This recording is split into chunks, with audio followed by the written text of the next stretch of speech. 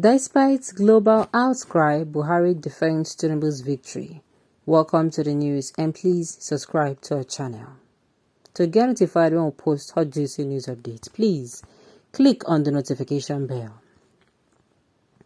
He says he has no plan to annul the 2023 presidential poll.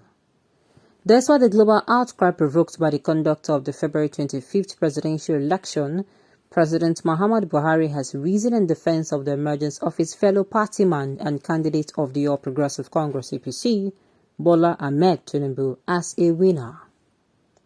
Buhari expressed stout justification of the president-elect, insisting Bola Tinubu's election stands. If you are aggrieved and you have locus to do so, go to court.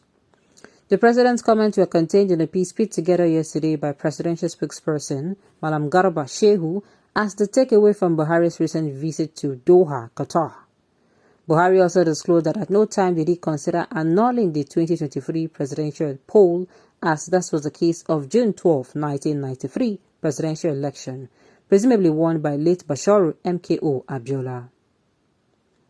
The international media and civil society organization, including poll observers, have been very critical of the February 25th election that produced Tinubu as president-elect. The London-based The Economics, The Financial Times, The Guardian of UK, The New York Times, The Times of London, CNN, one of Germany's largest newspapers, Süddeutsche Zeitung, and The Washington Post have all condemned the election in different editorial comments. Foreign election observers from the United States International Republican Institute (RII) and the National Democratic Institute (NDI), the European Union, the African Union, and the ECOWAS have also faulted aspects of the election. But Shehu Sani said in the piece that the president used the opportunity of the 5th United Nations Conference on Least Developed Countries in Qatar to drum up support for Tinubu. Speaking to Nigerians in the diaspora on the ongoing political transition, Buhari was quoted to have called for support for the incoming government of Tinubu so that Nigeria will continue to be the beacon of hope and prosperity in our continent and an example of other African countries to emulate. In addition to other things, this trip more than any other speaks to courage, political stamina and statesmanship with which the president has managed the affairs of the nation. Shehu recalled that in the build-up to the trip, he was faced with orchestrated attempt to poison public opinion against national institutions, particularly the presidential election and its conduct by the Independent National Electoral Commission (INEC) as an institution against which vile and substantiated allegations were held. The clear intent of this was creating an atmosphere of fear, polarizing the public and demonizing the administration of the president. The wishful thinkers appear to have assumed that the June 12, 1993 election crisis, the worst ever since the Civil War, will be recreated. Those who sought to do this forgot that the president said at the palace of the Gbongbon Jos when he went to the city to inaugurate the Tinubu-Shetima campaign, this election will not be annulled. Whoever is the winner will be the president. According to the presidential spokesman, Buhari only muted himself following the cacophony. He picked up international travel. Bola Tinubu's election stands. If you are aggrieved and you have the locus to do so, go to court. Shehu further wrote, President Muhammadu Buhari just returned from the 5th United Nations Conference on Least Developed Countries (LDCs) in Doha, Qatar. The conference featured an opening ceremony, the 50th anniversary commemoration of the establishment of the group of LDCs, general debate, 8 high-level thematic roundtables and series of side events on priorities of the Doha Program of Action (DPOA). The objective of the conference was to primarily mobilize political will, solidarity, actions and solutions to transform the LDCs by finding sustainable solutions to the challenges of poverty, food insecurity, hunger, weak or non-existent infrastructure, inadequate health facilities, climate change, among other things.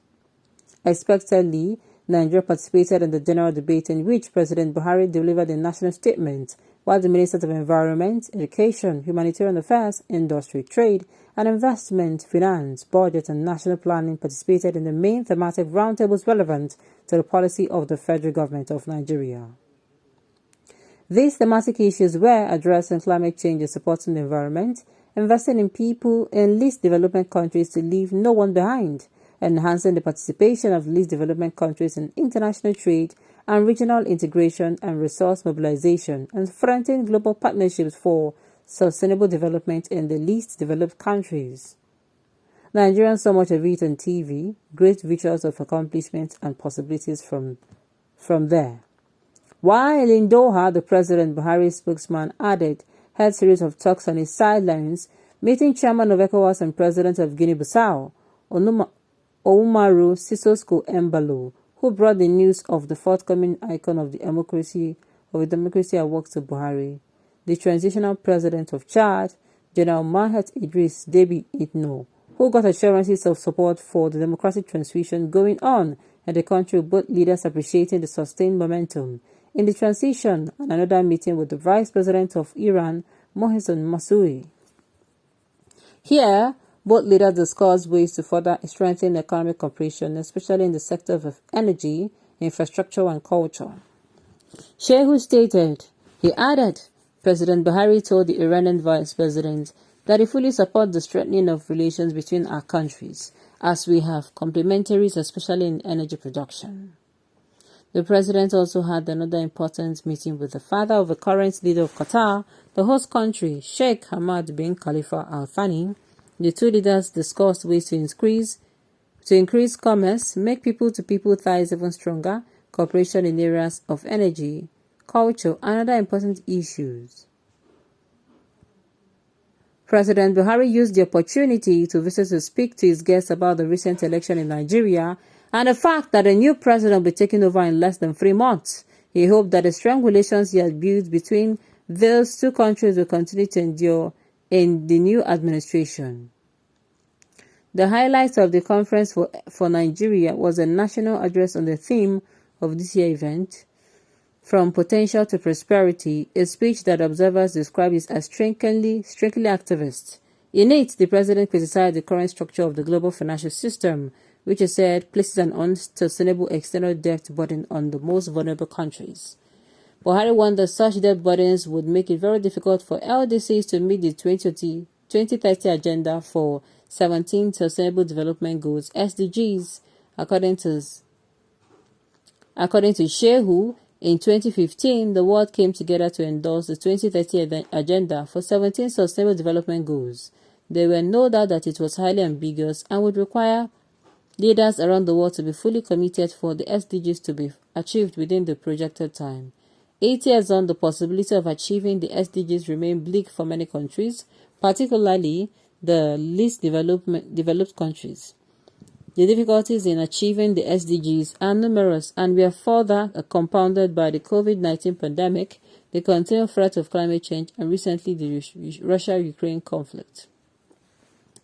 All right, on this note, you have come to the end of the news. We say thank you for tuning in to listen. Until I come your way next time, enjoy the rest of your day.